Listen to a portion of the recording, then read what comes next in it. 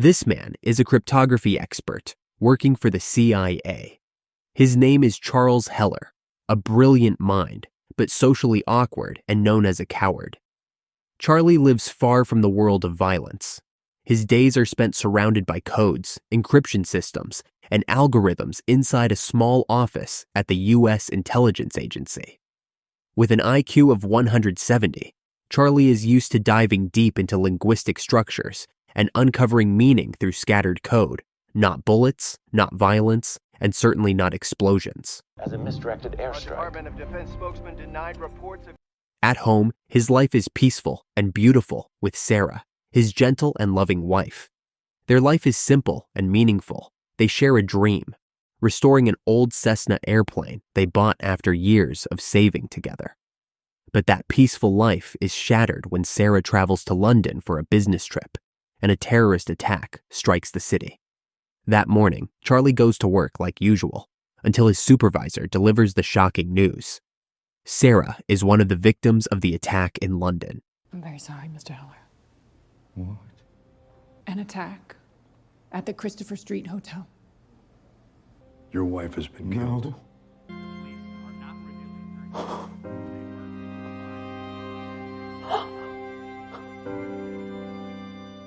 That day, Charlie rushes home. He doesn't know how to calm his heart or find even a moment of peace. On TV, he sees breaking news. The CIA is responding quickly, but they classify the incident as collateral damage. A tragedy, but inevitable. There's no serious investigation, no names released, and certainly no revenge. Charlie refuses to accept that. Using his expertise, he begins investigating. Inside the nation's encrypted system, which he manages, Charlie starts identifying suspicious communication patterns, ones that shouldn't be there. He finds files pointing to secret drone operations in the Middle East and a location code linked to the same group that claimed responsibility for the London attack. That's when his suspicion begins. What if the CIA actually knows who the perpetrators are, but chooses to stay silent? Charlie brings his findings to his superiors, but their reaction is cold and evasive. But I processed all the CCTV to give us a 360. This is Horst Schiller, former Armenian IO. Deputy Director Maury and Senior Analyst Caleb tell him there's not enough evidence. Just a name from cryptographic data isn't enough. They instruct Charlie to go back to his duties and let the higher-ups handle it. Charlie won't back down. He digs deeper, breaking into systems he's not authorized to access. There, he uncovers something even more disturbing. A covert CIA project involving automatic weapon systems programmed to target individuals based on flawed digital data.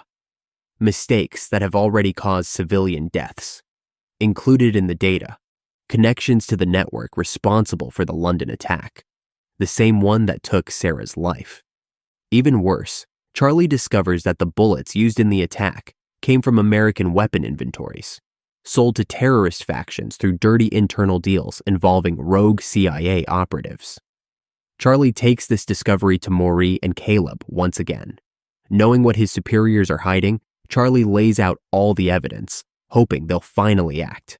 But again, they refuse. Maury calmly suggests that Charlie keep his sanity. Caleb warns him not to take matters into his own hands. This isn't your jurisdiction, Charlie. Charlie makes a bold move, realizing that the CIA will never pursue justice, especially since his own bosses are involved in the illegal weapons supply. Charlie demands a few things.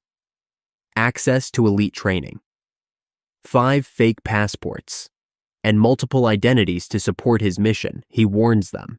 If they refuse, he has already backed up all the data and programmed it to leak to the media if anything happens to him. With no choice left, the CIA grants his requests and sends him to a classified training camp. There, he's trained by Colonel Robert Hendo, a seasoned war veteran known for his loyalty and skills. The training is brutal. Charlie learns how to build bombs, shoot under stress, fight in the dark, and survive under extreme conditions. But grief still haunts him. Every time he holds a gun, Sarah's face flashes in his mind. 2 months pass quickly. Hendo gives his assessment. Charlie's a thinker, not a killer. He has the brain, but not the instinct. So, how do you plan to take them all out? That's what I need you to teach me. I'll teach you. Oh, come Go on, take it. What is it? What are you... Take it! Hey! Now! Put your finger on the trigger. Come on, Charlie. You're just not a killer, Charlie. I can't make you into something that you're not. Back at CIA headquarters, Maury reveals the real reason he agreed to train Charlie: to find and recover the data Charlie threatened them with. They ransack his office, his home, but find nothing. They conclude that Charlie was bluffing the whole time, just to get access to training. Maury calls Hendo with a direct order: eliminate Charlie. But Charlie has been ahead of them all along. He suspected Maury's betrayal and planted a bug on him. Using this advantage, Charlie disappears, using one of his fake identities.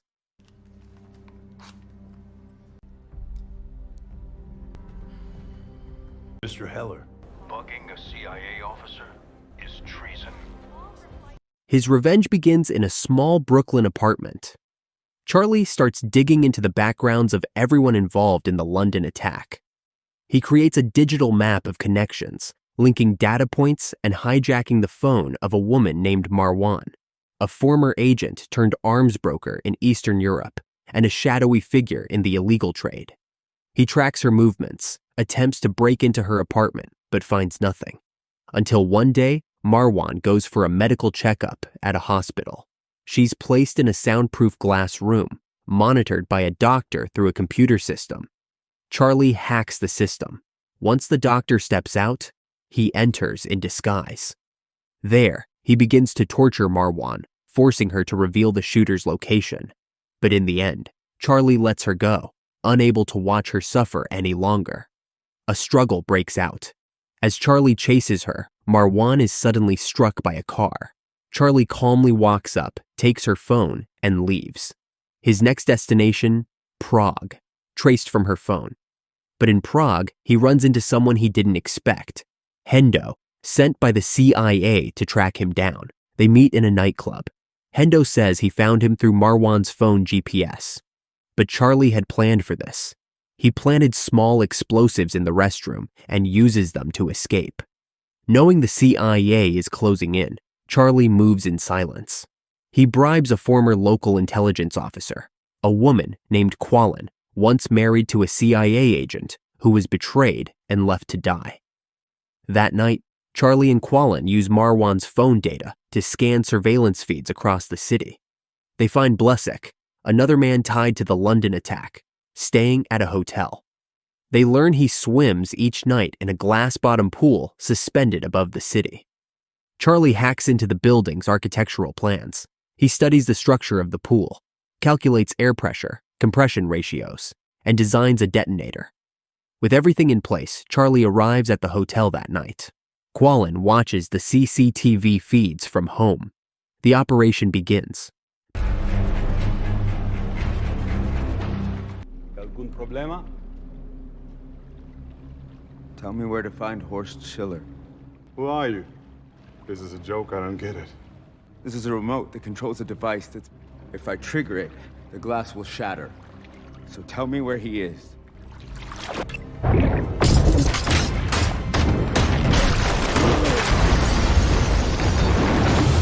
But Hendo has been following Charlie all along. Thanks to Quallen's vigilance, Charlie escapes again. However, the CIA isn't finished. They locate Charlie in Quallen's hideout and plan a night raid. The two realize they're being watched through the cameras and escape through the back. In the ensuing chase, Quallen is shot and killed.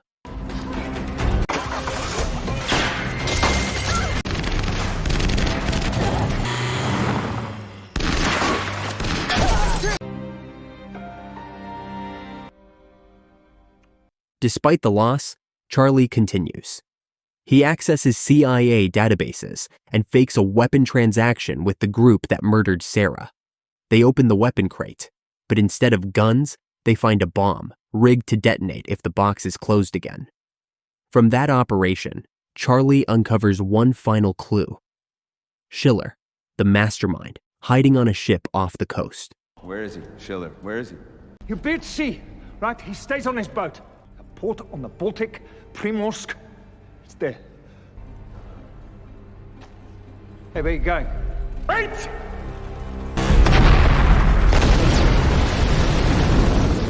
Charlie travels there. At the docks, he watches carefully, photographing a suspicious man boarding a small boat. Back home, he analyzes the details, tracks the ship, and gains remote access to its systems through CIA channels. Charlie returns to the port, but suddenly, he's struck from behind and taken aboard Schiller's ship. There, the two finally meet. Who's coming after me? Me. I came here to face my wife's killer. So it is just you. Charlie's revenge? Schiller hands Charlie a gun and taunts him. Let's see if you can actually pull the trigger. He believes Charlie is a sadistic killer, someone who tortures before executing his targets. Suffocated a woman in a locked chamber. Dropped her men 16 stories. Elaborate murders from a distance. Go ahead. Ended face to face.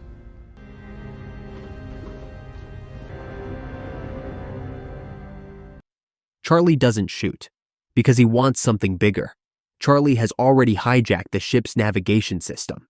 The vessel is now under remote control, through GPS signals. But who's controlling it? Here, the final twist is revealed.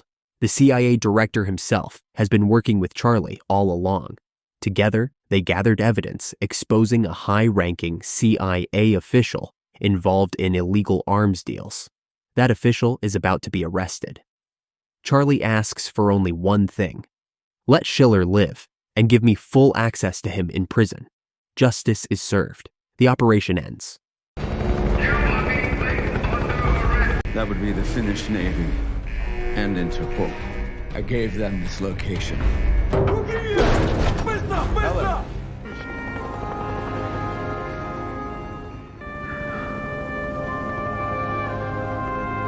Charlie visits Sarah's grave, quietly mourning, then walks away, joined by Hendo, who was secretly supporting him all along.